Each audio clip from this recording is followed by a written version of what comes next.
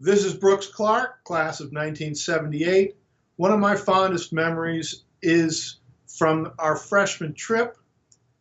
This was on the Appalachian Trail on the border between New Hampshire and Maine.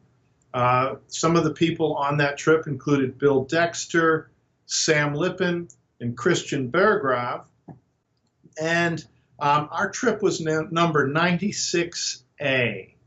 Which didn't mean anything to us, but we were on the hike, and we noticed that the hike took us up one steep ridge and then down another, and sometimes we were finding ourselves going over large boulders and really a rough terrain, and nobody wanted to say anything to make any comment about it. But after a day or so, finally we were sitting at a break, and Christian, who'd been in the Norwegian army for 2 years, sort of looked around and said, "This is a hard hike," in pretty much those words. At that point, all of us started laughing because we'd been wanting to say the same thing.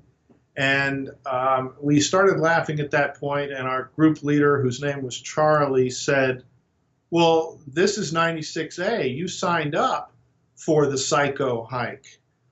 And we said, "We didn't sign up for the psycho hike." And he said, "Well, you checked the box that said very experienced as far as how much hiking have you done." Charlie also said, "Yes, this is the most vertical section of the Appalachian Trail." And we made it to Moosilauke, and we were given the little bunk room that was very nice, and we didn't have any arduous tasks to do, and they said that was because we were on the psycho hike. And we did as everyone else did and heard Brew Deanster teach us all the songs and had a wonderful time and retired to our bunks. And at that point, we started laughing in a way that only 17 and 18-year-old guys can do, and couldn't stop laughing, and heard people say, "Hey, you guys, shut up, would you? We're trying to sleep." That came up again a few years later when my wife Karen and I were shopping for a co-op in Manhattan, and this would be the smallest co-op we could find because it would be the last one we could ever afford. And we came into a building in Chelsea, a sort of a row house, and there was a guy in front in a sort of beard and bushy hair and lacing up his roller skates.